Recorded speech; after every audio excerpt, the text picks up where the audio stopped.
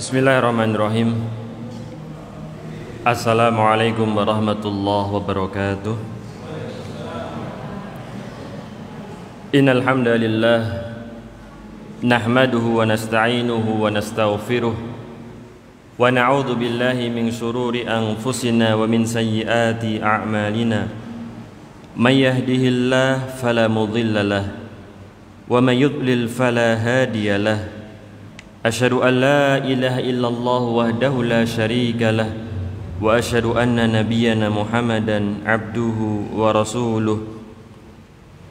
Ya ayyuhalladzina amanu taqullaha haqqa tuqatih wa la tamutunna illa wa antum muslimun. Ya ayyuhalladzina amanu taqullaha wa qulu qawlan sadida yuslih lakum a'malakum wa yaghfir lakum dhunubakum. Wa may yuti'illaha wa rasulahu faqad faza fawzan 'azima. Fa inna asdaqal hadithi kitabullah wa khairal hadyi hadyu Muhammadin sallallahu alaihi wasallam wa syarrul umur muhdatsatuha wa kullu muhdatsatin bid'ah wa kullu bid'atin dhalalah wa kullu dhalalatin finnar. Amma ba'du.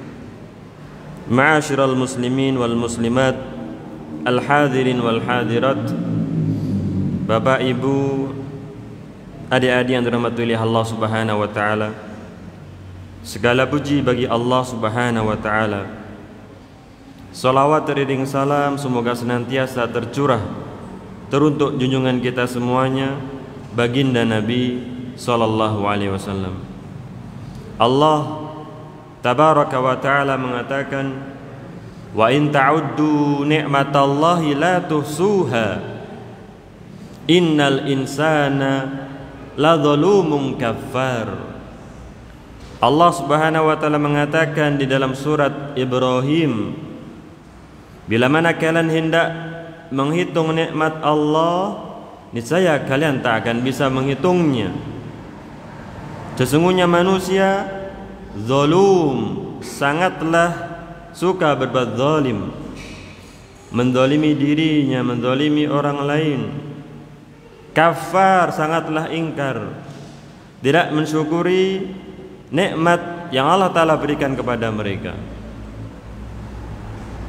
Walaupun manusia zalum, kafar, akan tapi Allah Subhanahu wa Ta'ala berfirman di dalam surat An-Nahl, wa in ta'uddu ni'matallahi la tuhsuha innallaha laghafurur rahim. Bila mana kalian hendak menghitung nikmat Allah, niscaya kalian tak akan bisa menghitungnya. Sesungguhnya Allah Subhanahu wa taala Ghafur Rahim, Maha Pengampun lagi Maha Penyayang. Di dalam surat Ibrahim Allah Ta'ala katakan terkait manusia itu zalum, kafar. Akan tapi Allah Subhanahu wa taala menjelaskan di dalam surat An-Nahl, innallaha laghafurur rahim. Sesungguhnya Allah Subhanahu wa taala Maha Pengampun lagi Maha Penyayang. Bila mana seseorang bertobat kepada Allah Subhanahu wa taala dengan sebenar-benarnya taubat, dosa apa yang tidak diampuni oleh Allah Subhanahu wa taala? Allah Subhanahu wa taala mengatakan sendiri, inni aghfiru dzunuba jami'a. Sesungguhnya Allah Subhanahu wa taala mengampuni dosa kesemuanya. Itulah Bapak Ibu hadirin wal hadirat yang semoga senantiasa dimuliakan oleh Allah Subhanahu wa taala. Hendaknya kita senantiasa bersyukur kepada Allah Subhanahu wa taala, dan hendaknya kita senantiasa bersegera untuk melakukan taubat, bertobat kepada Allah Subhanahu wa taala. Karena demikian banyak dosa, kesalahan yang kita berbuat. Dan insyaallah mulai pekan ini atau di bulan ini kita insyaallah akan membahas terkait ilmu, dan diberi judul oleh penulisnya Ustadzuna Abu Abdullah Muhammad Yusron Musaffa, Kitabul Ilmi,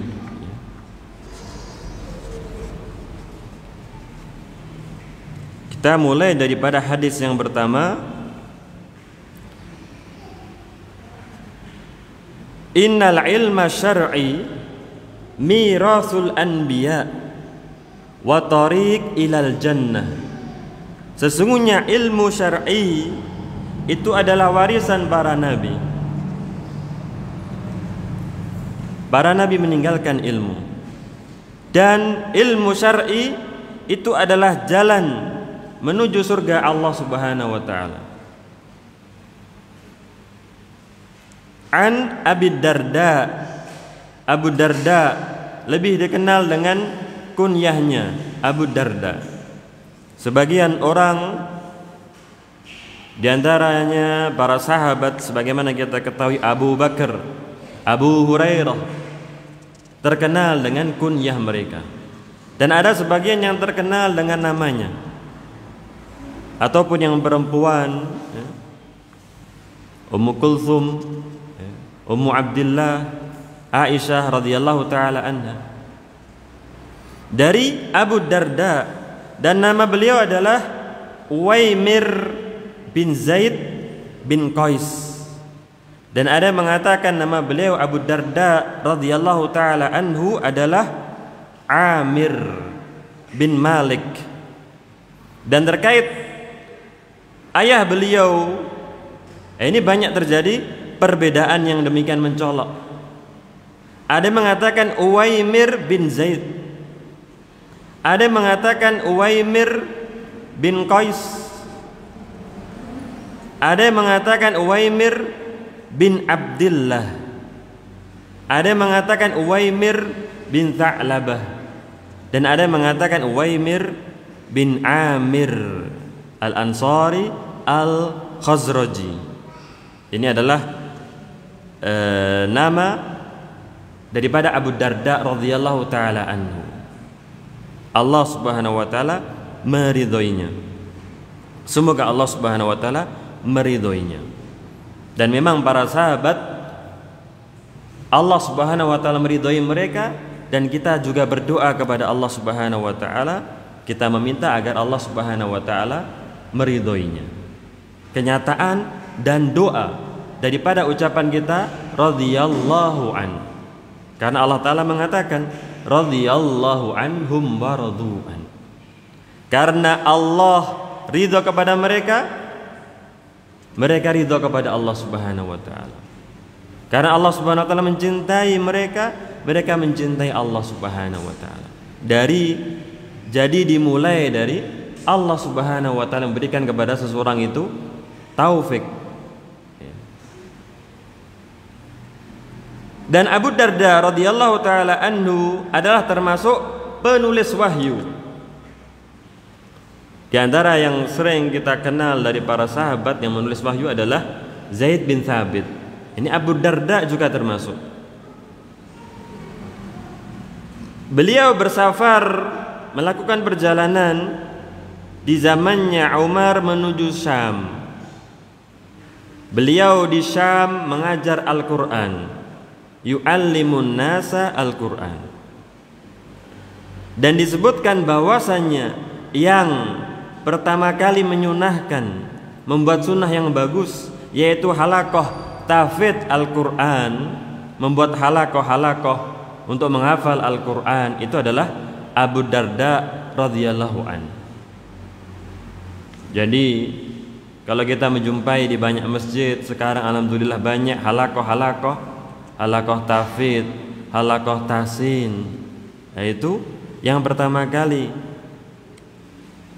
melakukan hal tersebut adalah Abu Darda. Bila mana dia melakukan perbuatan yang baik pertama kali tersebut, maka orang-orang yang setelahnya itu melakukannya, dia mendapatkan kebaikannya. Dan datang dari sebagian riwayat, dihitung yang hadir di situ orang-orang yang belajar Al-Quran ketika itu, yang diajari oleh Abu Darda radhiyallahu taala anhu, disebutkan oleh Al-Imam Adz-Dzahabi, itu berjumlah alaf wasittumiyah, jumlahnya 1600. Belajar bersama Abu Darda radhiyallahu taala anhu. Dan yang mungkin sering kita mendengarnya, yang tak asing adalah persahabatan antara Abu Darda dan Salman Al-Farisi radhiyallahu taala anhu. Ini yang dilakukan oleh Rasulullah sallallahu alaihi wasallam. Mempersatukan antara Muhajirin wal Ansor, menyatukan antara internal Ansor itu sendiri, antara Aus dan Khazraj. Karena innamal mu'minuna ikhwah. Sesungguhnya orang yang beriman itu adalah bersaudara. Mengapa kita bermusuhan?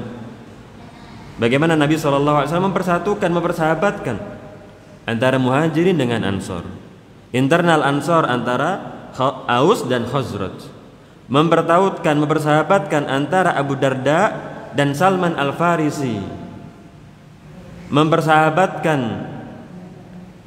antara Abdullah bin Mas'ud dengan Az-Zubair ibn Al-Awwam, mempersahabatkan antara Abdurrahman bin Auf dengan Sa'ad bin Rabi'.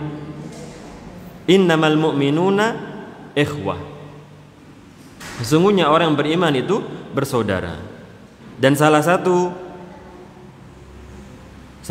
faedah hikmah kita menghadiri majelis ilmu, salah satunya adalah untuk memperbanyak saudara. Karena kita bila mana sendiri itu lemah. Tidak hanya kita mendapatkan faedah ilmu, akan tapi juga kita mendapatkan teman seakidah, teman semanhaj, walhamdulillah, yang saling mengingatkan. Illal ladzina amanu wa amilu sholihat wa tawasau bil haqqi wa tawasau bis sabr. Manusia itu berada di dalam kerugian kecuali orang yang beriman, yang beramal soleh dan saling menasihati. Saling menasihati. Dia terkadang yang memberikan nasihat, di kesempatan yang lain dia yang dinasihati. Karena Allah Ta'ala mengatakan saling menasihati dalam kebenaran dan saling menasihati dalam kesabaran. Ada sahabat yang menghibur. Dan suatu ketika Salman Al-Farisi mendatangi rumah sahabatnya Abu Darda. Tidak dijumpailah Abu Darda, yang adalah istrinya Ummu Darda. Maka Ummu Darda melaporkan kepada Salman bahwasanya sahabatnya tersebut itu meninggalkan, seakan-akan tidak butuh kepada dunia. Istrinya tersebut diabaikan. Ya. Maka datanglah kemudian Abu Darda, dan Abu Darda radhiyallahu taala anhu menawarkan makanan kepada Salman, makanlah. Maka kemudian Salman mengatakan, saya nggak akan makan kecuali kamu makan. Maka Abu Darda mengatakan, saya sedang berpuasa, ya, saya nggak akan makan kecuali kamu ikut makan. Maka akhirnya makanlah Abu Darda radhiyallahu taala anhu. Kemudian tidurlah di situ Salman Al-Farisi. Ini diantara faedah yang bisa kita petik dari hal tersebut, itu juga kita paling tidak tahu rumah saudara kita. Rumah si fulanah itu di mana? Kalau ada perlu, ya kita bisa ke rumahnya. Kalau ada sesuatu kita bisa ke rumahnya. Ada satu berlebih katakanlah di rumah kita tahu rumahnya. Atau mungkin dia pergi ke rumah kita, ternyata HP-nya ketinggalan. Ini rumahnya di mana teman kita ini? Tapi kalau kita tahu rumahnya, ya kita akan langsung ke rumahnya. Maka Salman Al-Farisi bermalam di rumahnya Abu Darda. Bangunlah Abu Darda untuk sholat malam. Dan wallahu ta'ala alam jam berapa itu diketahui oleh Salman. Tidurlah. Masih jam segini tidurlah. Maka tidur kembali Abu Darda. Bangun lagi Abu Darda, tidurlah. Belum saatnya. Tidurlah Abu Darda. Dan baru yang ketiga di akhir malam, bangunlah Abu Darda untuk menegakkan sholat malam, dan kemudian tidak dicegah, tidak dihalangi lagi oleh Salman Al-Farisi. Dan mereka berdua kemudian melakukan sholat, melakukan sholat malam ketika itu di akhir malam. Kemudian Salman mengatakan, inna li rabbika alaika haq. Allah tabaraka wa ta'ala itu memiliki hak atasmu. Wali nafsika 'alaika hak, dirimu pun juga memiliki hak. Wali ahlika 'alaika hak, dan keluargamu itu pun juga memiliki hak. Tidak kemudian seorang suami meninggalkan istrinya, ataupun seorang istri tidak peduli dengan suaminya, beribadah terus padahal keluarganya memiliki hak. Maka Salman mengatakan, fa'ati kulladzi haqqin haqqahu, maka berikanlah kepada masing-masing pemilik hak itu hak-haknya. Haknya apa suaminya tersebut? Istrinya memiliki hak apa? Sahabat-sahabatnya, Allah Subhanahu wa taala juga memiliki hak. Maka disampaikanlah hal itu kepada baginda Nabi sallallahu alaihi wasallam. Dan Nabi sallallahu alaihi wasallam kemudian mengatakan, "Shadaqa Salman." Telah benar Salman. Yang dilakukan Salman Al-Farisi itulah yang benar. Masing-masing memiliki hak. Dan di antara yang demikian menonjol daripada biografi sahabat Abu Darda radhiyallahu taala anhu adalah bagaimana sikap beliau ketika Kubrus ataupun Siprus itu ditaklukkan. Jadi Siprus itu ditaklukkan ketika itu. Ya, sekarang namanya Siprus, ya kan? Jubair bin Nufair mengatakan, saat Siprus itu ditaklukkan, penduduknya dipisah-pisahkan. Kota ataupun pulau negeri yang ditaklukkan tersebut terpisah-pisah antara orang tua dan anaknya, terpisah-pisah. Maka mereka pun saling menangis. Mereka saling menangis. Dan dilihatlah oleh Jubair bin Nufair, Abu Darda itu duduk sendiri dan menangis. Diperhatikanlah oleh Jubair. Sahabat Abu Darda duduk sendiri dan menangis. Ya adik-adik, adik-adik duduk manis ya. Diperhatikanlah oleh Jubair bin Nufair bahwasanya sahabat Abu Darda ini duduk termenung sendiri, ya. Maka ditanyalah oleh Jubair, Abu Darda, apa gerangan kok Anda menangis?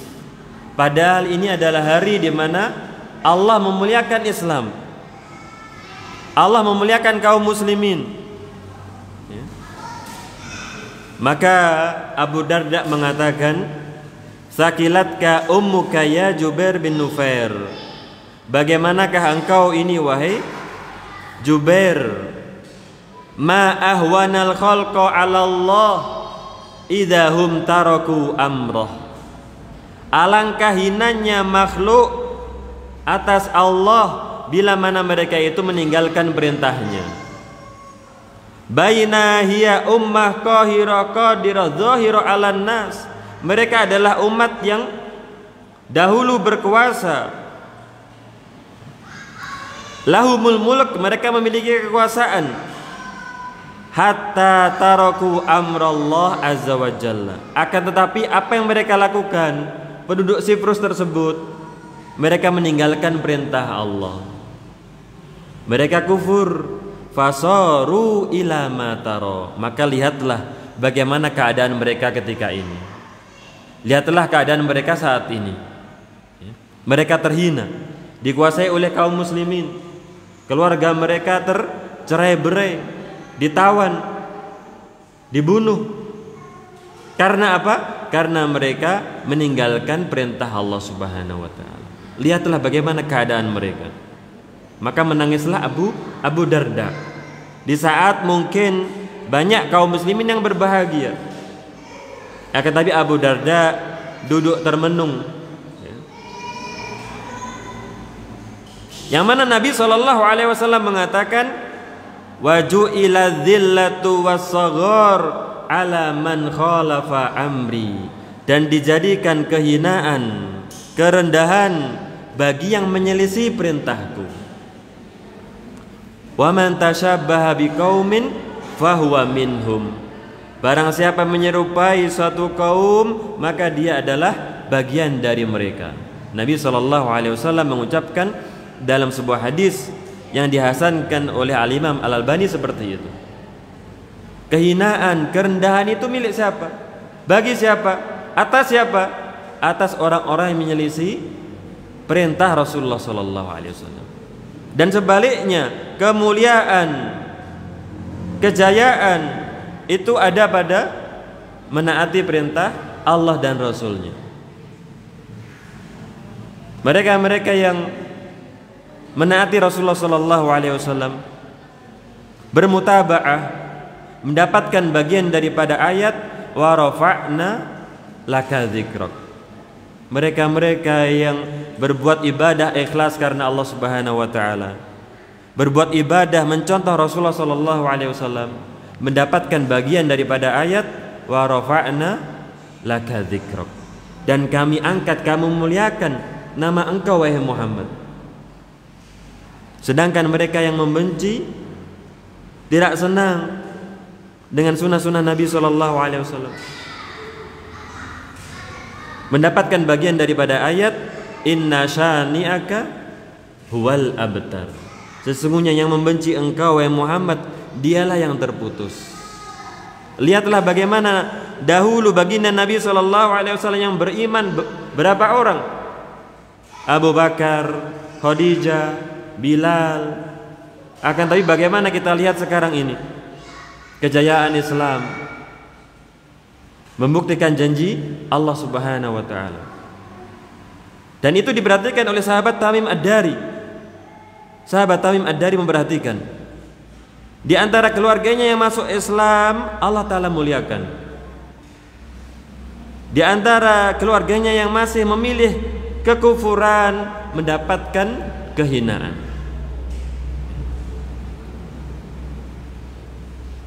Dan alhamdulillah segala puji bagi Allah Subhanahu wa taala, bahwasannya Allah Subhanahu wa taala memberikan kepada kita hidayah Islam ini. Bapak Ibu yang dirahmati Allah Subhanahu wa taala, wabil khusus al-ummahat, ya, telah kita sampaikan bagaimana Islam memuliakan kaum perempuan, ya. Dan di dalam Islam inilah kemuliaan itu berada. Itu sedikit terkait sahabat Abu Darda radhiyallahu taala an. Dan bahwasannya hadis ini ada asal usulnya, ya.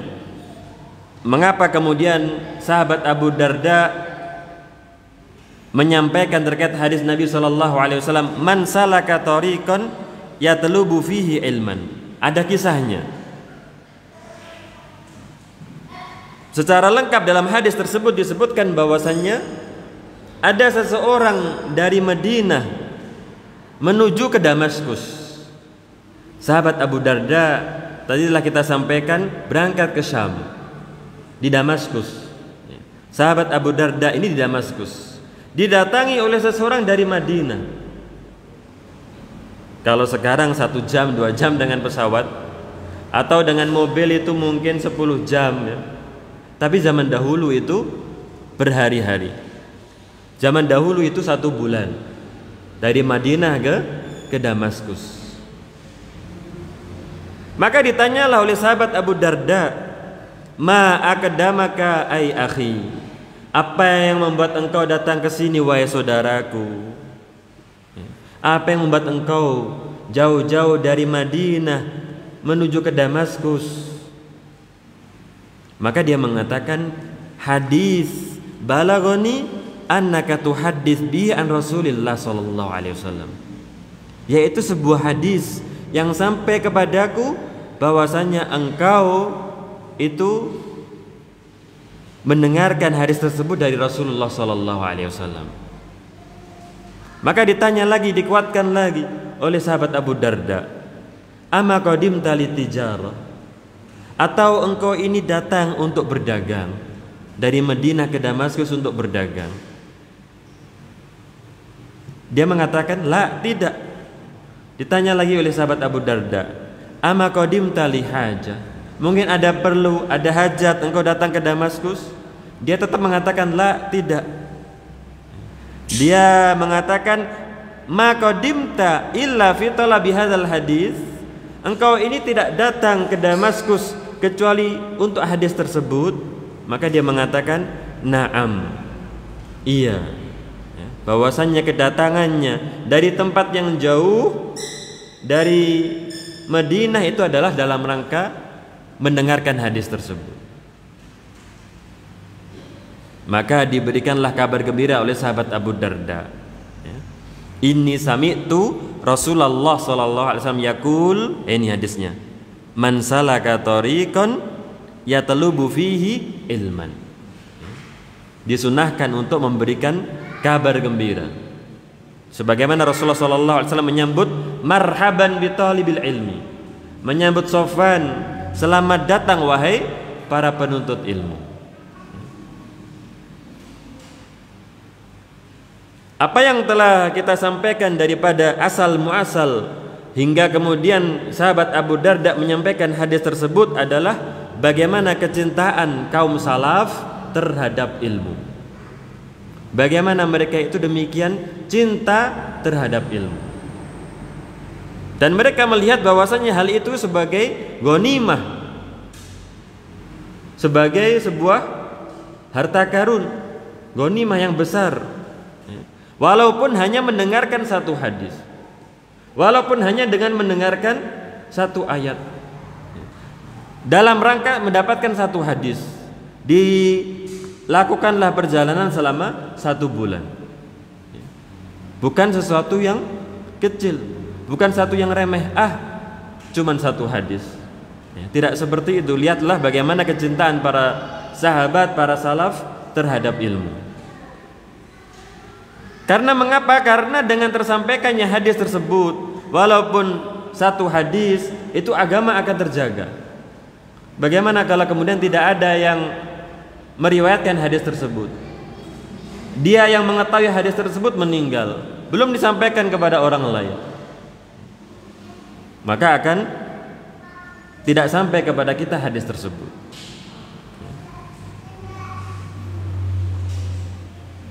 Bagaimana kecintaan mereka terhadap ilmu,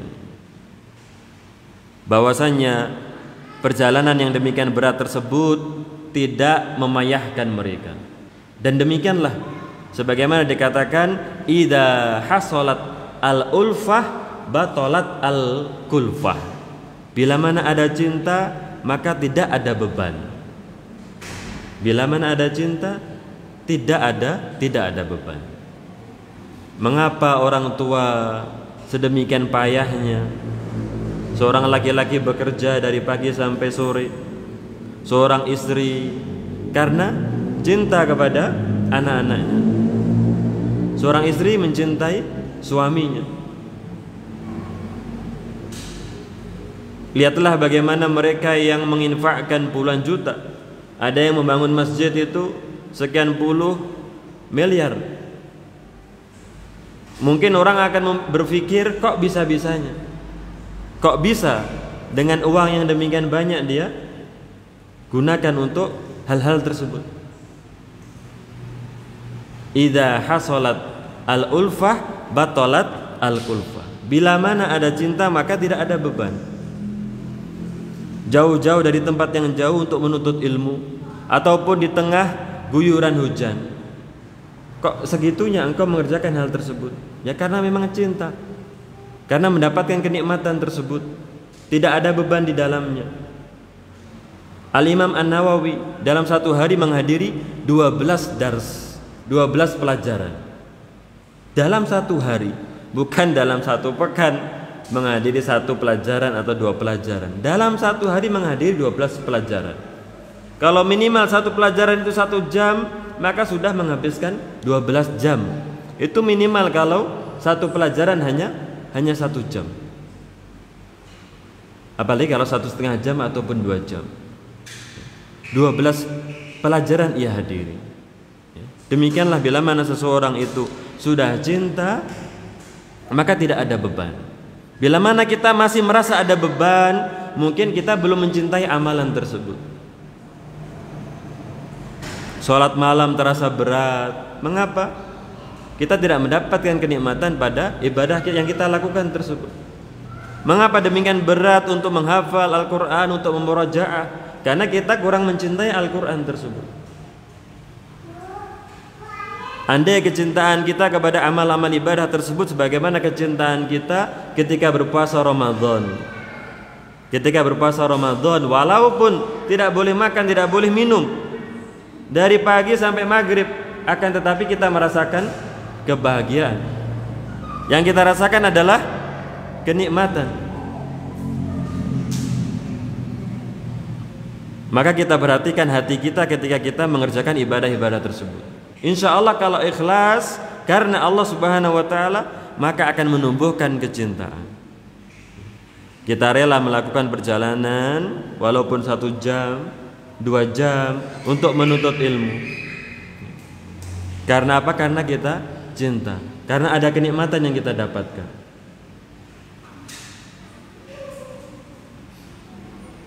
Dan itulah para salaf dahulu, bagaimana mereka memberikan contoh kepada kita, demikian mereka itu bersemangat dalam menuntut ilmu.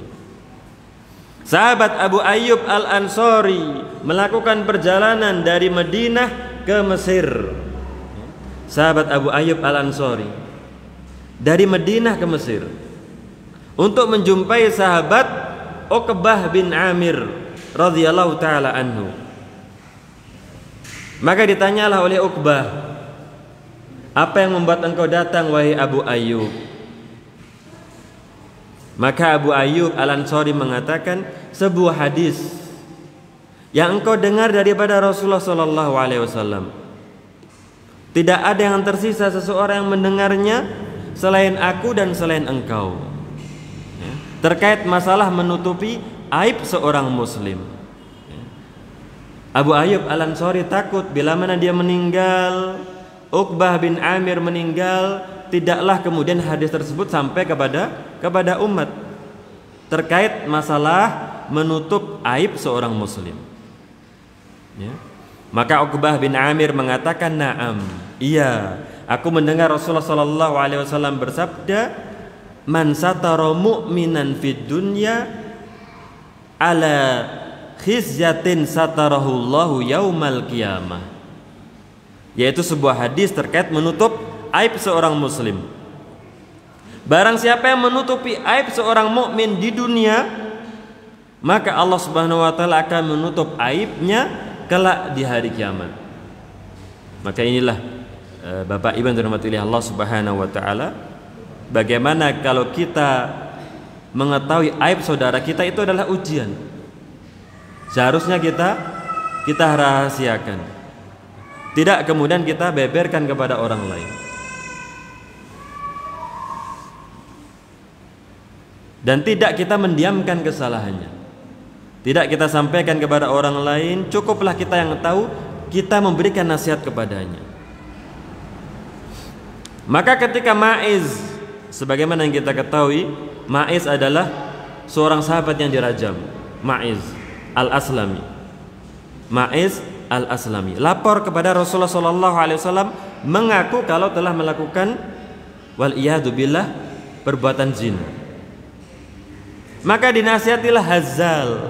Ada namanya seorang sahabat Hazzal. Ya Hazzal, dinasihati oleh Rasulullah SAW Hazzal tersebut. Ya Hazzal, tidakkah engkau menutup dengan pakaianmu? Engkau menutupi kejadian tersebut itu adalah lebih baik. Engkau tidak menyuruh Ma'iz untuk melapor kepada Rasulullah SAW. Itu lebih baik daripada engkau menyuruh, mendorongnya untuk melapor telah melakukan perbuatan keji tersebut. Cukuplah engkau dan si pelaku yaitu Ma'iz yang tahu. Demikianlah seharusnya aib itu kita tutupi. Maka di antara yang diajarkan di dalam agama kita, yang memandikan jenazah itu cukuplah 2 orang, ya. Tidak usah banyak-banyak. 3 orang, tidak lebih daripada itu. Karena mengapa? Karena nanti semakin banyak orang, semakin banyak mata yang melihat, semakin banyak mulut yang bisa berbicara. Kalau ada aib pada si fulan yang telah meninggal tersebut, akan tersebar luas. Padahal seharusnya itu adalah aib. Dia adalah seorang muslim, seorang mukmin, seharusnya ditutupi aibnya tersebut. Dan barang siapa yang menutupi aib saudaranya, Allah Ta'ala akan menutupi aibnya. Tidakkah dia memiliki aib yang banyak? Tidakkah dia memiliki celah yang banyak? Mengapa dia menyebarkan aib orang lain? Dan ini wal'iyadzubillah, kita sekarang hidup di zaman yang aib itu dengan mudahnya disebar. Ya, Bapak Ibu, wabil khusus ibu-ibu yang dirahmati Allah Subhanahu wa taala, sebagaimana kita ketahui zaman kita adalah seperti itu. Bagaimana pelaku kriminal itu dipampang, malah diumumkan, malah ditampilkan di hadapan publik. Padahal pelaku tersebut sudah malu mengenakan masker, ingin sembunyi, tapi mengapa malah tampak-tampakkan. Lihatlah bagaimana di dalam surat Al-Mujadalah, apa kesalahan yang dilakukan oleh Hafsah. Hafsah diajak bicara oleh Rasulullah SAW. Ternyata Hafsah membocorkan kepada Aisyah radhiyallahu taala anha. Maka kemudian Nabi SAW berbicara kepada Hafsah binti Umar, kamu mengatakan ini kepada Aisyah. Tidak disampaikan semuanya oleh Rasulullah SAW. Wa arrafa ba'dahu wa a'radha am ba'd. Dipanggil Hafsah dan diberitahu oleh Rasulullah SAW, engkau telah mengatakan ini kepada Aisyah, dan tidak semuanya. Arrafa ba'dahu wa a'radha am ba'd. Dan yang selainnya itu tidak disampaikan oleh Rasulullah SAW. Maka Hafsah bertanya kepada Rasulullah SAW, dari mana engkau tahu wahai Rasul? Nabba'ani al-alimu al-khabir, telah memberitahukan kepadaku Allah al-alim, zat yang maha mengetahui lagi maha mengabarkan. Tidak semua kesalahan orang itu kemudian kita sebutkan, karena malu, seseorang tersebut akan malu. Tabiat seseorang fitrahnya itu malu. Bila mana kesalahannya disebutkan dari A sampai Z. Kalau kita ingin menasihati, cukup kita sebutkan apa kesalahannya yang demikian fatal tersebut. Yang lainnya kita maafkan. Yang tahu, yang hendak menghukum itu menunjukkan akan kemuliaan dia, dan yang dihukum itu pun juga mudah untuk mengakui kesalahannya. Kalau sudah disebutkan aibnya dari A sampai Z, sulit bagi seseorang untuk bertobat. Mau apa yang diharapkan? Sudah dilucuti semuanya. Aibnya sudah dipreteli, dilucuti semuanya. Membuat seseorang malah tidak bertobat kepada Allah Subhanahu wa taala. Maka itu yang sangat memilukan, sesuatu yang demikian miris, bagaimana para pelaku kriminal tersebut dipampang demikian jelas di hadapan publik, ya kan? Kalau untuk menimbulkan efek jera, bukan itu caranya, ya kan? Banyak di dalam agama itu hukuman-hukuman yang sudah dijelaskan di dalam agama, membuat si pelaku efeknya buruk. Sudah fitrahnya dia itu malu, dia ingin menutup diri, maka kita jumpai, ya kan, dia memakai masker, dia sembunyi-sembunyi.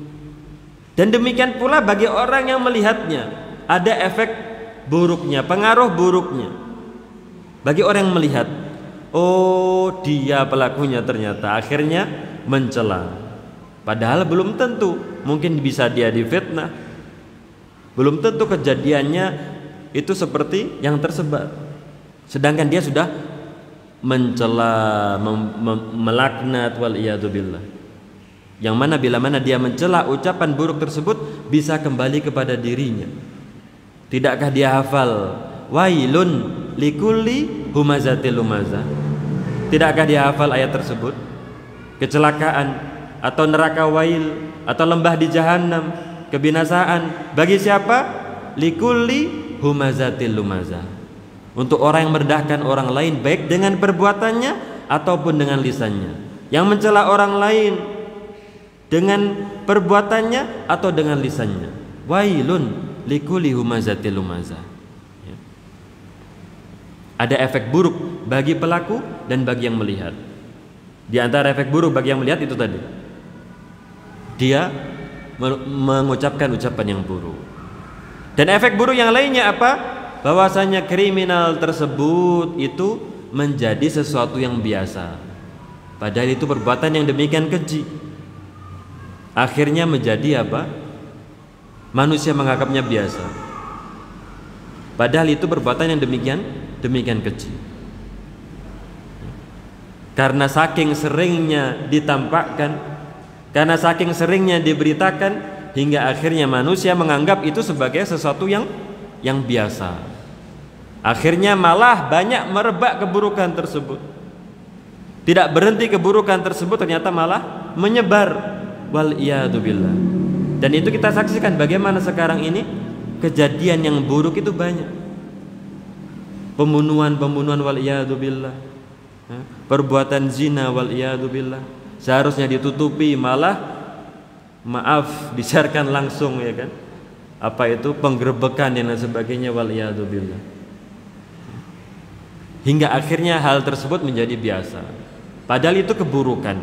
Kalau yang biasa itu kebaikan, masya Allah, tapi itu adalah keburukan. Dan itu adalah sifat orang yang munafik, yang menyukai berita yang buruk itu tersebar. Allah Subhanahu wa taala mengatakan, innalladzina yuhibbuna an tashi'al fahishah fil ladzina amanu lahum adzabun alim fid dunya wal akhirah wallahu ya'lamu wa antum la ta'lamun.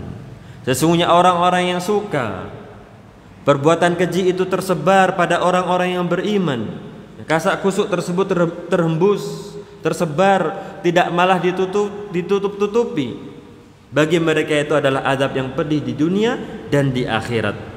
Dan Allah Maha mengetahui dan tidaklah kalian itu mengetahui. Ya. Itu apa?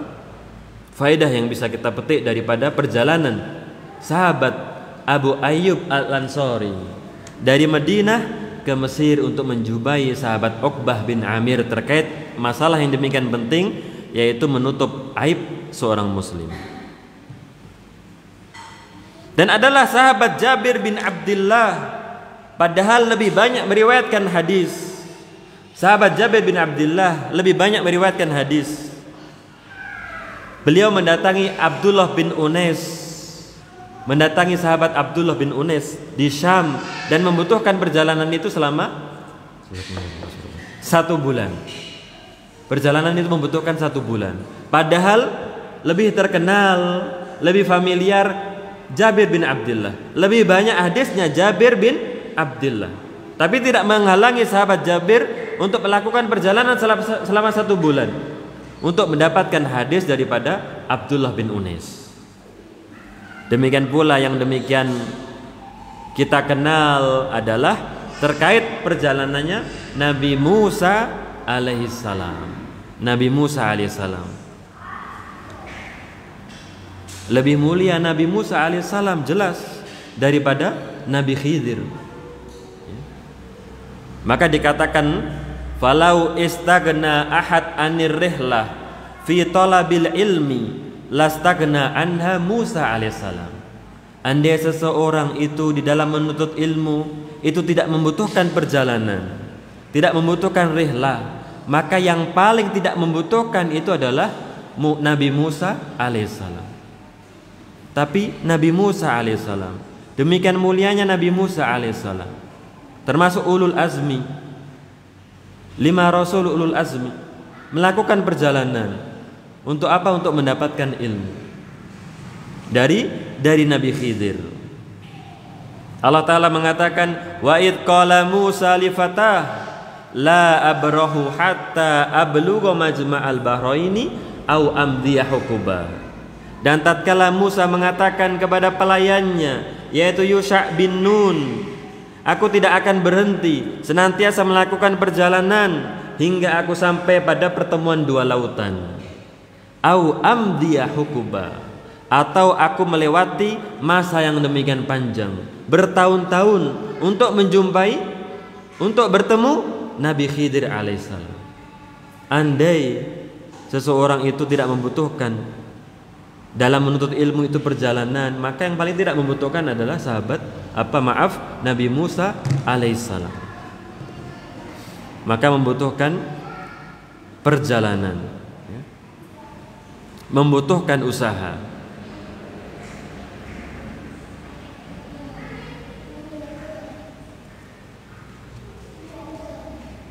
Dan adalah seorang tabi'in, Sa'id bin Jubair melakukan perjalanan dari Kufah di Irak ke Mekah yang sekarang di Saudi Arabia untuk bertanya satu ayat saja, ya, untuk bertanya kepada sahabat Abdullah bin Abbas berkenaan dengan satu ayat. Maka apakah kemudian seseorang mengatakan hanya untuk satu ayat melakukan perjalanan tersebut? Tidak. Itu adalah ilmu, itu adalah kebaikan. Tidak ada yang remeh kalau itu adalah kebaikan. Bisa jadi dengan kebaikan pahala yang sedikit tersebut dia dimasukkan oleh Allah Subhanahu wa taala ke dalam surga. Maka Nabi sallallahu alaihi wasallam mengatakan ittaqin nar walau bisyiki tamroh. Takutlah kalian akan neraka walaupun dengan sebutir biji kurma. Sebutir biji kurma bisa menyelamatkan seseorang dari jilatan api neraka. Dan adalah Abu Hatim Ar-Razi melakukan perjalanan dengan kedua kakinya itu sejauh 1000 mil. Abu Hatim Ar-Razi dengan kedua kakinya 1000 mil. Bukan tidak membawa pakaian, tidak membawa kitab, tapi membawa perbekalan, membawa kitab-kitab selama sejarak 1000 mil. Dan setelah itu tidak dihitung lagi oleh beliau rahimahullah, karena sudah demikian banyaknya, demikian panjangnya. Maka dengan membaca sirah ataupun perjalanan para ulama salaf, di antaranya adalah apa yang dikumpulkan oleh Al-Imam Al-Khatib Al-Baghdadi terkait perjalanan para ulama dalam mencari ilmu, insyaallah membuat kita semakin bersemangat dan kita tidak ujub terhadap apa yang kita lakukan. Oh, saya ini sudah tadi pagi sudah ikut kajian, sore sudah ikut kajian, malam sudah ikut kajian. Lihatlah Al-Imam An-Nawawi 12 kajian satu hari. Oh, saya dari tempat yang demikian jauh. Lihatlah para ulama perjalanannya selama 1 bulan.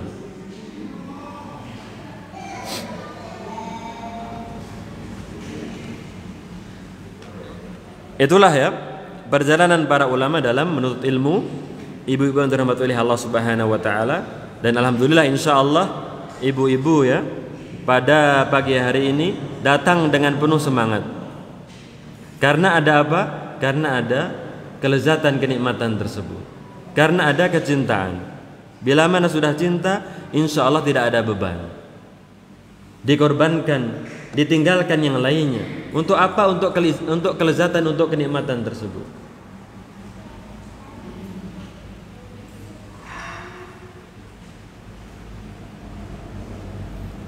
Kemudian barulah sahabat Abu Darda menyampaikan hadis dari Nabi SAW. Man salaka tariqan, barang siapa yang menempuh suatu jalan, jalan tersebut itu adalah jalan yang nyata ataupun jalan yang tidak nyata. Kita melakukan perjalanan, kita menghadiri majelis ilmu, itu jalan yang nyata. Man salaka tariqan, barang siapa yang menempuh satu jalan, jalan yang memang nyata. Kita hadir, kita mendengar, kita mencatat, kita menulis, itu adalah nyata. Dan ada yang tidak nyata. Apa istilahnya? Maknawi, tidak nyata. Kita tidak melakukan perjalanan, tapi kita menghafal Al-Quran, kita membaca kitab tafsir, kita memurajaah hafalan, kita menelaah kitab, membaca. itu menempuh satu jalan. Itu dikategorikan menempuh satu jalan dalam menuntut ilmu.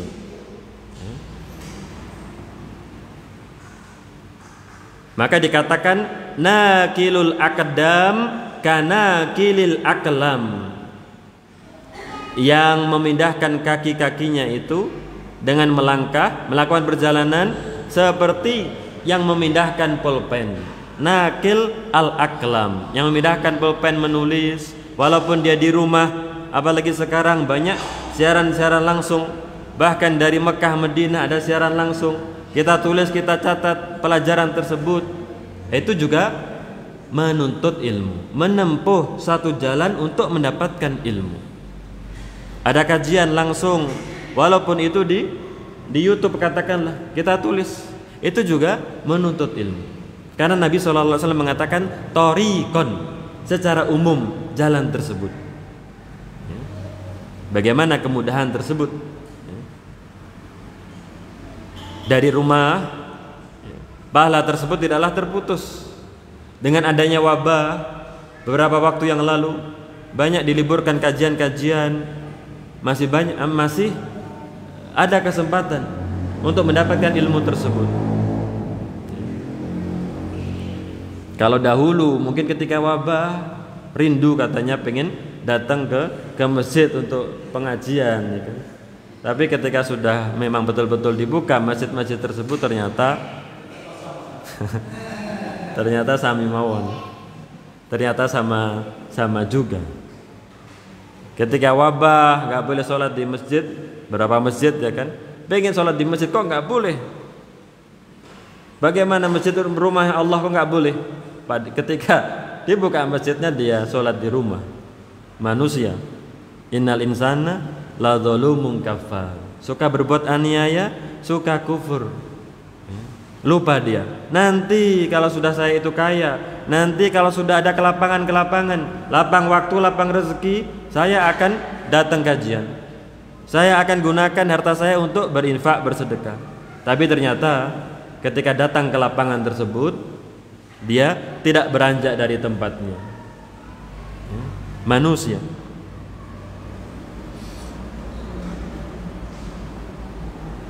Man salaka tariqan, barang siapa menempuh satu jalan, yatlubu fihi ilman, dan juga ilmu tersebut Nabi SAW mengatakan, mengucapkan secara umum ilmu, ya. Yang penting adalah ilmu syar'i, mau itu ilmu tafsir, ilmu akidah, ilmu tauhid, ilmu hadis, itu termasuk ke dalam menuntut ilmu tersebut. Karena Nabi SAW mengatakan secara umum ilman, ilmu, banyak ataupun sedikit. Ya ini walhamdulillah, ya kan? Banyak ataupun sedikit tidak dipersyaratkan. Kita dikatakan menuntut ilmu itu kalau kita menulis tulisan kita dari awal sampai akhir, apa yang diucapkan oleh si pemateri kita tulis semuanya. Tidak dipersyaratkan. Tidak dipersyaratkan kita mendapatkan ilmu yang banyak tersebut. Walaupun yang mendapatkan secara banyak itu lebih afdal tentunya. Tapi tidak menutup kemungkinan akan kemuliaan yang ada pada hadis tersebut. Man salaka tariqan yatlubu fihi ilman, barang siapa yang menempuh satu jalan yang mana dia menuntut ilmu, dengan menempuh jalan tersebut, salakallahu lahu bihi tariqan min turukil jannah, Allah Subhanahu wa taala akan menjadikan dia itu melewati jalan daripada jalan-jalan surga. Itulah insya Allah jalan yang mengantarkan dia ke surga Allah Subhanahu wa taala. Bukan jalan yang mengantarkan pada murka Allah Subhanahu wa taala.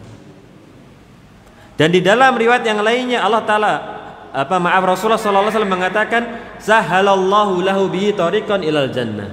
Dan di dalam riwayat yang lainnya Nabi sallallahu alaihi wasallam mengatakan Allah taala akan memudahkan jalannya menuju surga. Allah taala memudahkan jalannya menuju surga. Tidak ada daripada seorang penuntut ilmu, insya Allah kalau dia itu belajarnya ikhlas karena Allah, kecuali dia akan mendapatkan kemudahan. Allah Ta'ala mudahkan jalannya tersebut. Apa kemudahan-kemudahan dalam menuntut ilmu tersebut? Apa kemudahan-kemudahan dalam menuntut ilmu tersebut? Yang pertama adalah dia mudah untuk memahami apa yang dia pelajari. Allah Ta'ala katakan, walaqad yassarnal qur'ana lidzikri fahal mim muddakir. Dan telah kami mudahkan Al-Quran itu sebagai peringatan. Apakah ada yang hendak mengambil pelajaran? Telah dimudahkan. Dimudahkan apanya? Tilawahnya dimudahkan. Bukan sesuatu yang tidak bisa kita baca. Dimudahkan tilawah, mudah tilawahnya tersebut. Ada yang mungkin mengatakan, kok tidak mudah, saya tidak bisa membaca. Ya, berarti tidak pernah belajar. Karena yang belajar insya Allah Allah Ta'ala akan memudahkan. Belajar dari dulu, awal-awal mengenal huruf alif, ba, ta, sa, jim, ha, kha, kemudian belajar tajwid, insya Allah Allah Ta'ala akan memudahkan. Kemudahan apa yang pertama? Tilawahnya. Kemudahan yang kedua, kemudahan memahaminya.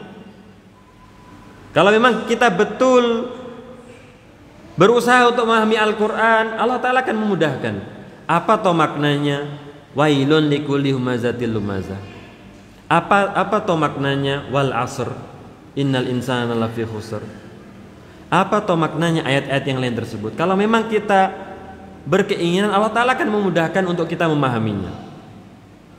Dan kemudahan yang ketiga adalah kemudahan mengamalkan apa yang kita fahami daripada Al-Quran tersebut.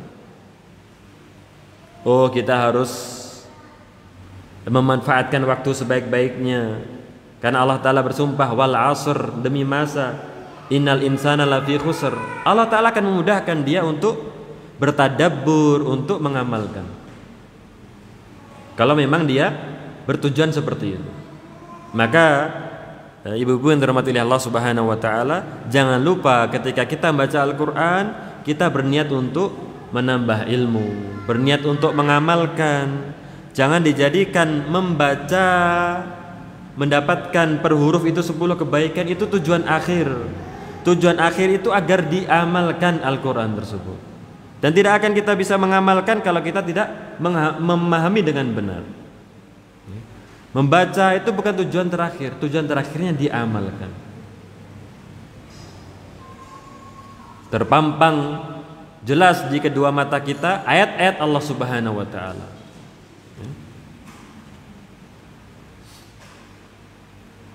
Maka insya Allah seseorang yang memang berniat, Allah Ta'ala akan memudahkan. Innamal a'malu binniyat. Sesungguhnya amalan itu tergantung niatnya. Maka Ibnul Mulakin mengatakan, man nawa syai'an yahsulul lahu.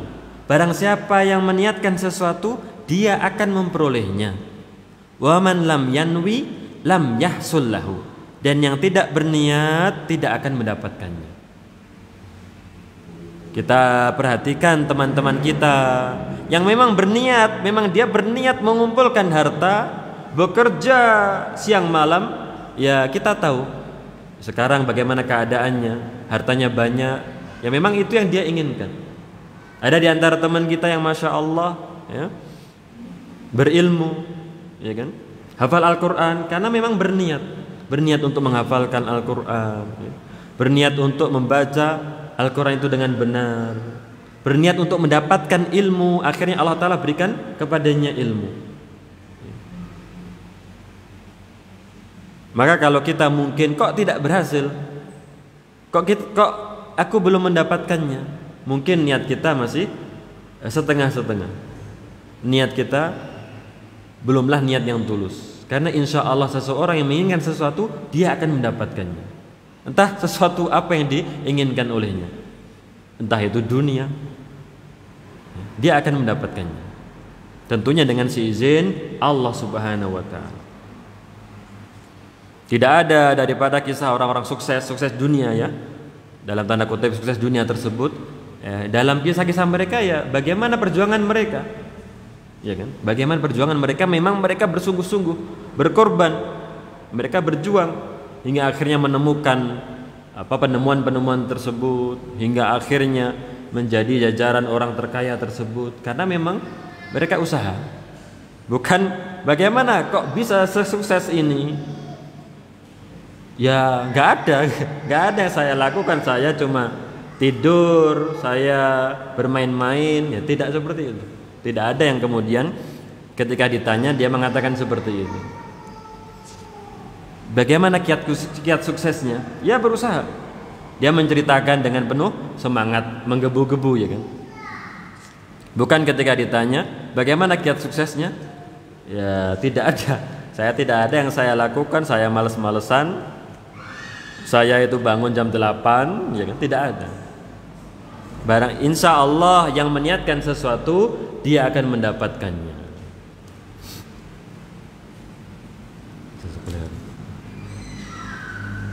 Itulah kemudahan yang pertama, kemudahan untuk mendapatkan ilmu tersebut. Kemudian kemudahan yang kedua adalah kemudahan untuk mengamalkannya. Allah Ta'ala memberikan kepadanya kemudahan untuk mengamalkan apa yang dia ilmui tersebut. Udkhulul jannah bima kuntum ta'malun, kata Allah Subhanahu wa taala. Masuklah ke dalam surga dengan apa yang telah kalian kerjakan, bukan dengan apa yang kalian ketahui. Udkhulul jannah bima kuntum ta'malun. Masuklah kalian ke dalam surga karena apa yang dahulu telah kalian lakukan. Jadi kita menuntut ilmu, di antara niatan kita adalah kita akan mengamalkannya. Bukan untuk sekedar pengetahuan. Kita berazam, kita tanamkan di dalam diri kita, insya Allah saya akan melakukannya. Kalau dia sudah berazam seperti itu, maka insya Allah Allah Ta'ala akan berikan kepadanya kemudahan. Bagi seorang perempuan yang dahulunya belum berhijab, ya kan, tapi dalam dirinya itu ada keinginan untuk berhijab. Nanti suatu hari saya akan berhijab, suatu hari saya akan berhijab. Kemudian, ya kan, walhamdulillah, tibalah saatnya kemudian dia berhijab dengan hijab yang syar'i. Padahal sebelumnya berupa keinginan dan memang kemudian Allah Ta'ala memudahkannya. Kemudian kemudahan yang ketiga yang Allah Ta'ala berikan kepada para penuntut ilmu tersebut adalah Allah Ta'ala memudahkan baginya untuk mendapatkan ilmu-ilmu yang lain. Kita menuntut ilmu, belajar bahasa Arab, katakanlah sederhananya belajar bahasa Arab, karena kita sadar memang diwajibkan untuk belajar bahasa Arab. Setelah itu apakah hanya berhenti di situ? Hanya kita faham bahasa Arab kalau kita membaca kitab faham? Tidak. Ternyata terbuka pintu-pintu yang lain. Kita membaca Al-Quran, kita faham tafsir. Kita membaca hadis Nabi SAW, kita dengar sabda Nabi SAW, kita hafal, bisa kita pahami hadis tersebut. Allah Ta'ala bukakan ilmu-ilmu yang lain, ilmu fikih, ilmu akidah. Itulah bentuk kemudahan yang Allah Ta'ala berikan. Maka sebagaimana dikatakan, thawabul hasanati al-hasanatu ba'daha. Di antara pahala ganjaran daripada kebaikan itu adalah kebaikan-kebaikan yang setelahnya. Bukan hanya ganjaran pahala dari Allah Subhanahu wa taala, tapi Allah Ta'ala memudahkan untuknya kebaikan-kebaikan yang lain. Tidak berhenti pada satu kebaikan tersebut. Kebaikan itu memanggil-manggil, menyeru-nyeru kebaikan yang lain. Sebagaimana kemaksiatan itu memanggil-manggil, menyeru-nyeru kemaksiatan yang lain. Tidak berhenti pada satu kemaksiatan, ternyata mengarahkan kepada kemaksiatan yang lain. Apalagi minum khamr, umul khaba'is, tidak berhenti pada minum khamr, berujung pada pembunuhan, berujung pada perbuatan zina karena minum khamr tersebut. Perjudian berujung pada perampasan harta milik orang lain karena judi tersebut. Membunuh orang lain untuk mendapatkan harta. Demikianlah pula kebaikan. Dia memanggil-manggil kebaikan yang lain. Satu ilmu tersebut memanggil-manggil ilmu yang lain. Oh, saya juga ingin tahu, ingin belajar ilmu tersebut. Ya, saya juga ingin belajar ilmu tersebut. Padahal dari awalnya dia belajar akidah. Oh, ada kajian akidah. Kajian akidah di tempat tersebut kita belajar. Ternyata kita dibukakan oleh Allah Subhanahu wa taala pintu yang lain. Oh, di sana juga ada pelajaran fikih. Saya juga ingin belajar fikih. Oh, ternyata kita sudah hadir di majelis tersebut, majelis fikih. Oh, ternyata di sana ada majelis belajar tafsir. Ya, akhirnya terbuka-buka pintu-pintu yang lainnya tersebut. Itulah kebaikan. Dia menyeru-nyuruh kebaikan yang lain. Wa may yaqtarif hasanatan nazidillahu fiha husna. Allah Ta'ala mengatakan, barang siapa yang mengerjakan kebaikan, maka akan kami tambahkan kepadanya kebaikan tersebut. Berkah, ya kan? Di antara kebaikan yang diperoleh oleh seseorang.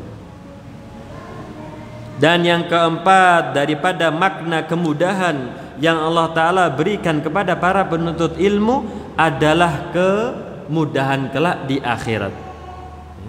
Jadi ada 4 makna terkait kemudahan dari Allah Subhanahu wa taala tersebut. Kemudahan untuk mendapatkan memahami ilmu itu, kemudahan untuk mengamalkannya, dan yang ketiga kemudahan untuk mendapatkan ilmu-ilmu yang lain, dan kemudahan yang keempat itu adalah kemudahan kelak di akhirat.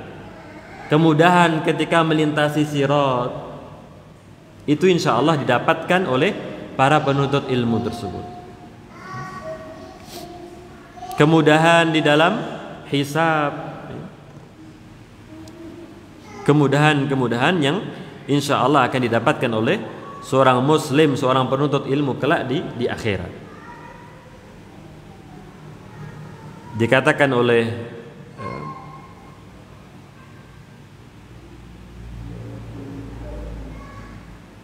para ulama kita, al-ilmu aqrabut turuq adalah 'ala Allah. Ilmu itu adalah jalan terdekat yang menunjukkan seseorang kepada Allah Subhanahu wa taala. Dari mana kita mengenal Allah Subhanahu wa taala? Dari mana kita mengetahui Allah Subhanahu wa taala? Dari ilmu. Al-ilmu huwa ashalu turuq wa abyanuha wa awdahuha ilal jannah. Ilmu itu adalah jalan termudah, jalan yang paling terang, jalan yang paling jelas menuju surga Allah Subhanahu wa taala. Dengan ilmu sesuatu itu jelas. Mana jalan-jalan menuju surga Allah Subhanahu wa taala? Mana amalan-amalan yang diridhoi oleh Allah Subhanahu wa taala? Kita mengetahuinya dengan ilmu. Tapi kalau tidak ada ilmu, kita tidak tahu apakah amalan tersebut disyariatkan atau amalan tersebut itu adalah amalan yang tidak disyariatkan, atau itu adalah amalan yang salah. Dari mana kita mengetahuinya? Dari mana sesuatu tersebut itu menjadi jelas? Yaitu dengan ilmu. Itu fadilah yang pertama. Man salaka tariqan yatlubu fihi ilman salakallahu bi tariqan min turukil jannah. Barang siapa yang menempuh satu jalan, meniti suatu jalan, dia menuntut ilmu di jalan tersebut, maka Allah Ta'ala akan menjadikan dia itu meniti jalan menuju surga Allah Subhanahu wa Ta'ala. Atau di dalam riwayat yang lainnya, Allah Ta'ala memudahkan jalan menuju surga.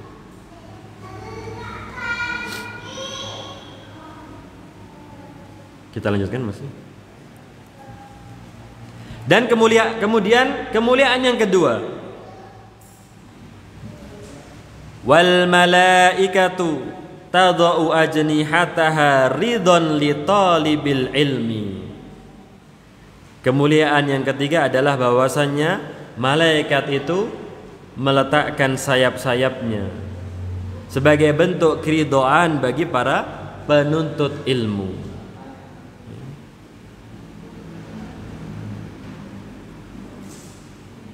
Apa maksud daripada meletakkan sayapnya tersebut? Maksud daripada meletakkan sayapnya tersebut adalah dikatakan diantaranya adalah tidak terbang, ya. Malaikat tidak terbang dan mereka duduk mendengar, hadir di majelis ilmu. Sebagaimana mungkin hadis yang pernah kita dengar, ya kan? Itulah yang dicari. Ada malaikat-malaikat yang mana mereka itu keliling mencari majelis-majelis ilmu. Bila mana ada yang satu menjumpai, dia akan memanggil malaikat yang lain. Halummu ila hajatikum. Kesinilah, kemarilah. Disinilah ada hajat kalian. Ya, disinilah ada hajat kalian. Dia memanggil malaikat-malaikat yang lain untuk hadir ke majelis tersebut. Dan bila mana dihadiri oleh malaikat, yang ada insya Allah adalah rahmat kasih sayang Allah Subhanahu wa ta'ala. Dan yang kedua adalah makna secara zahir, bahwasanya memang mereka itu membentangkan sayap-sayapnya, membentangkan sayap-sayap mereka secara nyata. Memang Abu Yahya Zakaria As-Saji mengatakan, kami pernah berjalan di kampung di kota Basrah menuju rumah sebagian ahli hadis. Kami pun tergesa-gesa berjalan cepat menuju rumahnya. Dalam rombongan kami ada seseorang yang tertuduh agamanya. Ada seseorang yang tertuduh agamanya. Entah itu orang zindik atau orang yang tidak suka Islam, ya. Dia berkata dengan mengejek, angkatlah kaki kalian dari sayapnya para malaikat. Ini ada sayap-sayap para malaikat, angkatlah kaki-kaki kalian agar kaki-kaki kalian tidak mematahkan sayap-sayap malaikat. Ternyata seketika itu juga dia tidak bisa berjalan. Kedua kakinya tersebut kering dan jatuhlah orang tersebut. Itu kalau melihat makna meletakkan sayap itu secara zahir, bahwa mereka meletakkan sayap. Ada seseorang yang kemudian bermain-main, bercanda dengan hadis tersebut, hingga akhirnya wal iyadu billah kakinya itu lumpuh, kakinya kering, aliran darahnya tidak mengalir, wal iyadu billah.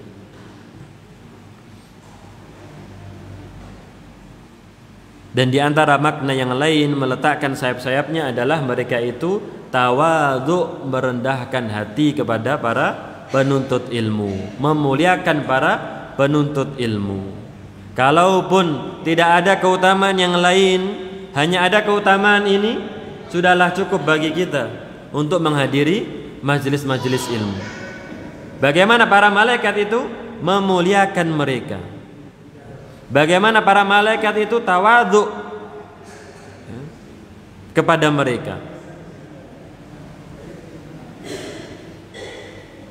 Dan di antara makna meletakkan sayapnya adalah bahwasanya mereka itu berdoa memintakan ampun kepada para penuntut ilmu.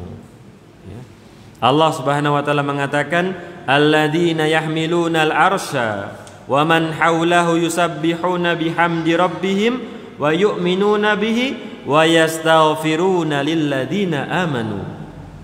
Mereka para malaikat yang memikul arsy Allah Subhanahu wa taala dan yang di sekitar mereka. Mereka bertasbih dengan memuji Allah Rabb mereka.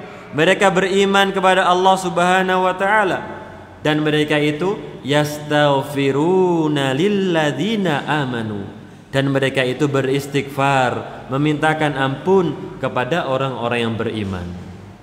Kalaupun tidak ada keutamaan yang lain, hanya ada keutamaan ini, sudahlah cukup bagi kita untuk termotivasi menghadiri majelis-majelis ilmu. Bagaimana mendapatkan doa dari para malaikat?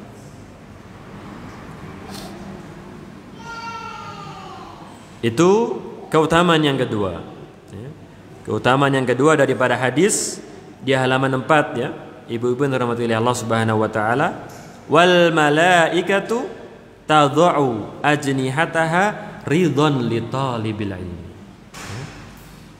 Mungkin kita cukupkan sampai fadilah keutamaan yang kedua ini, ya.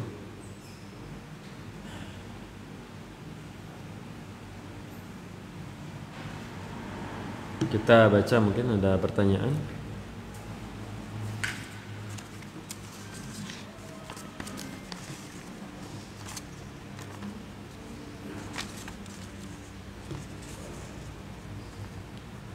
Assalamualaikum.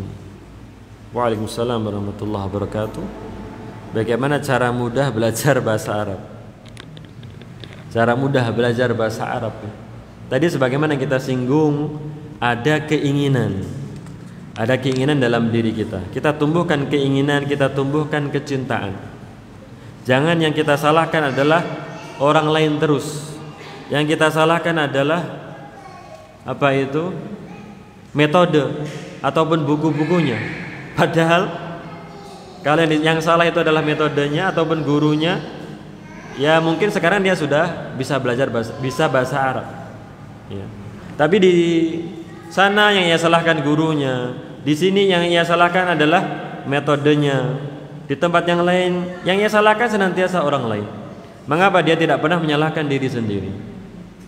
Dia mendolimi dirinya sendiri. Seperti dahulu mungkin kita tidak suka pelajaran matematika, ya kan? Kita alasannya gurunya killer, ya. Gurunya apa itu? Keras. Padahal ya kita memang males-malesan. Padahal seharusnya kita tumbuhkan kecintaan. Bagaimana kita harus mencintai pelajaran tersebut agar kita bisa. Tapi kalau kemudian kita sudah terpatri image matematika itu sulit, gurunya juga tidak memudahkan apalagi, ya, maka kita tidak paham pelajaran matematika tersebut ataupun pelajaran fisika tersebut. Ya, kita tumbuhkan dalam diri kita bahasa Arab itu mudah. Ya, banyak yang sudah bisa bahasa Arab. Banyak yang baru belajar katakanlah setahun 2 tahun sudah bisa bahasa Arab. Ataupun sudah lanjut usia belajar bahasa Arab juga bisa. Kita tumbuhkan dalam diri kita bahasa Arab itu mudah. Yang kedua, kita tumbuhkan keinginan. Kita ingin memang untuk belajar bahasa Arab. Jangan-jangan keinginan kita setengah-setengah. Pengen coba-coba saja, cari sensasi. Bahasa Arab itu bagaimana toh? Oh, rasanya seperti ini. Sudah, habis itu istilahnya apa itu? Muntaber. Mundur tanpa berita. Mundur tanpa berita. Terkena muntaber. Mending dia itu muntabernya sakit 1 hari 2 hari. Di sini terkena muntaber, di yang lainnya muntaber juga, di sana juga muntaber dia. Kita tumbuhkan keinginan kecintaan. Itu adalah bahasa Al-Qur'an, itu adalah bahasanya Nabi SAW. Itu ucapan salam assalamualaikum sudah diucapkan oleh Nabi Adam alaihissalam. Nabi Adam bersin, kemudian diucapkanlah Allah SWT mengucapkan yarhamukallah. Itu sudah dari zamannya Nabi Adam alaihissalam. Itu bahasa Al-Qur'an, bahasa agama. Ya kan, bahasanya agama. Assalamualaikum. Belajar bahasa Arab itu wajib. Jangan masih terpatri dalam diri kita bahasa Arab itu sunnah. Bahasa Arab itu wajib. Karena kita diperintahkan untuk menuntut ilmu.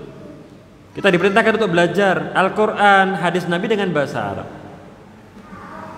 Ma la yatimmu al-wajib illa bihi wajib. Yang tidak sempurna yang wajib itu kecuali dengannya, maka dia wajib. Menuntut ilmu belajar dengan apa bahasanya? Al-Quran, hadis Nabi SAW, dengan bahasa Arab. Maka belajar bahasa Arab itu wajib. Katakanlah tidak ada perintah untuk berwudu, padahal ada ya. Tapi sudah cukup bahwasanya sholat itu yang nggak mungkin sholat kecuali dengan berwudu. Maka sudah kita tahu, oh wudu itu wajib. Karena sholat itu wajib. Kita nggak bisa sholat kecuali dengan berwudu. Kita tidak bisa paham Al-Quran, hadis Nabi kecuali dengan bahasa Arab. Ya. Jangan masih ada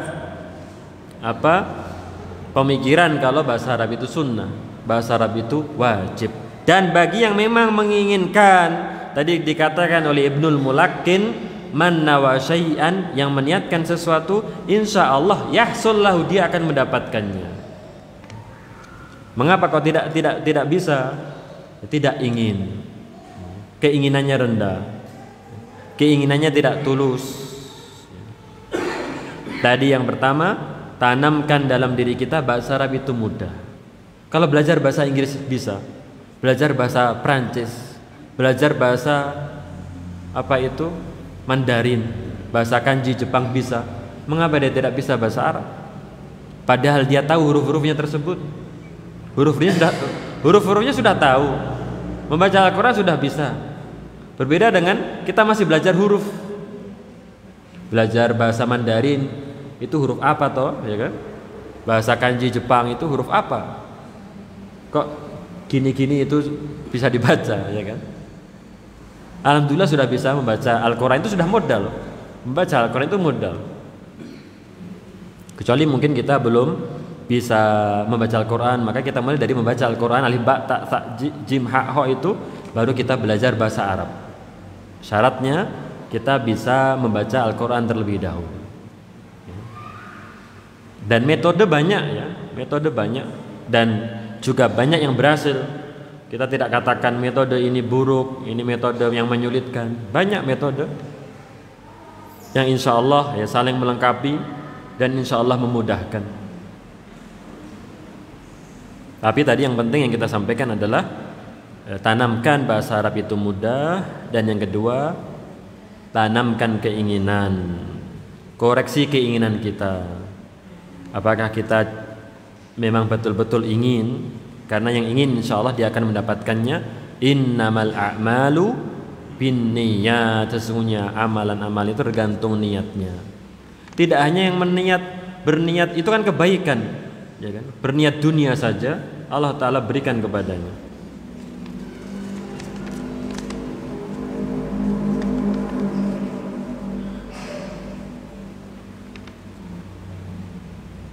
Assalamualaikum warahmatullahi wabarakatuh. Waalaikumsalam warahmatullahi wabarakatuh. Izin bertanya, bagaimana kaidah berguru pada ustazah bagi kaum muslimin dan muslimah sebagai penuntut ilmu?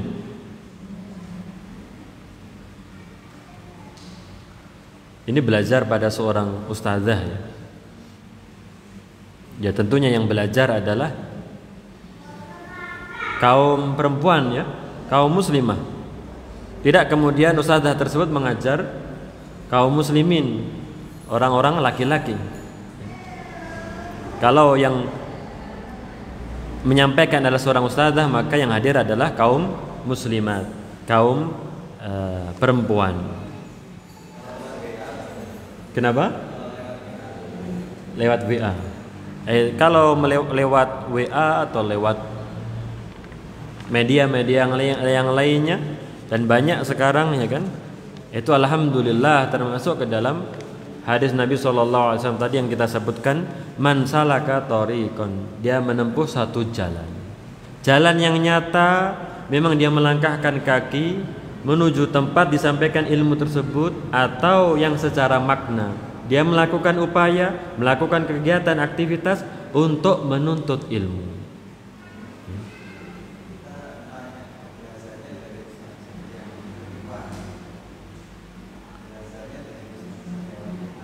Belajarnya dari ustazah lewat WA. Yang belajar laki-laki. Yang belajar laki-laki.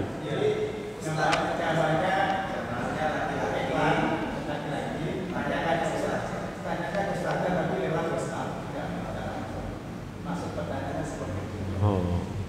Ya seharusnya yang laki-laki belajar kepada yang laki-laki. Apalagi kalau itu mungkin tahsin, ya kan, bagaimana tahsinnya yang ngajar adalah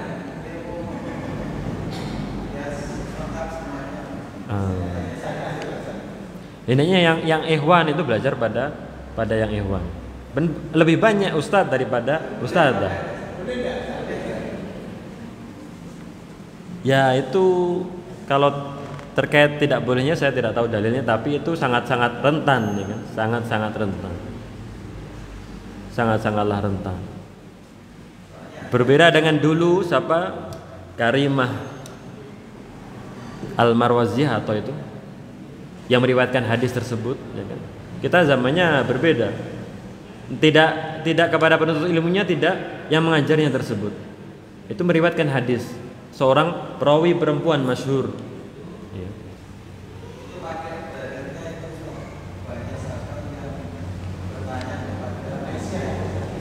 Lah itu apa? Itu tadi.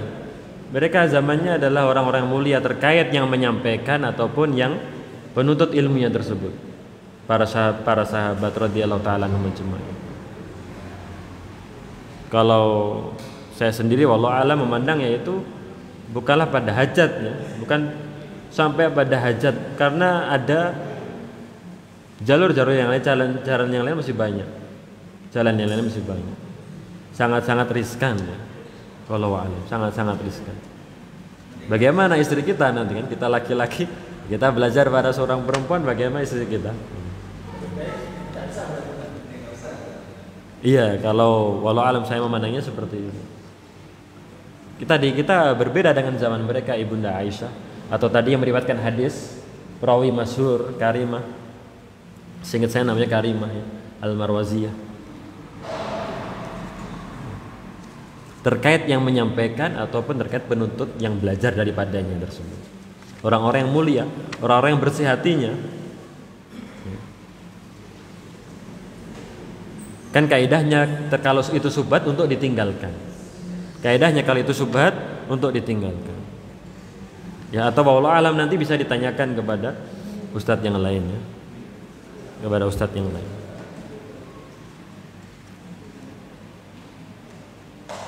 Apa maksud jalan pada hadis barang siapa menempuh jalan di sini apakah secara lahiriah menempuh jarak atau bisa secara online? Ya tadi ya. Lahiriah ataupun secara makna telah kita sampaikan ya. Jalan tersebut adalah yang umum, bisa memang hadir ataupun bisa via online. Jazakallahu khairan wa jazakillahu. Mungkin itu ada pertanyaan yang lain?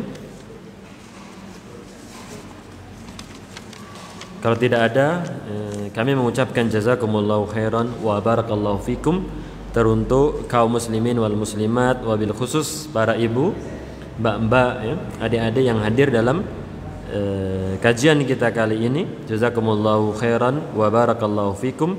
Kurang lebihnya kami mohon maaf dan kita tutup dengan doa kafaratul majlis. Subhanakallahumma bihamdik asyhadu an la ilaha illa anta astaghfiruka wa atubu ilaik wa akhiru da'wana anil hamdulillahi rabbil alamin. Wassalamualaikum warahmatullahi wabarakatuh.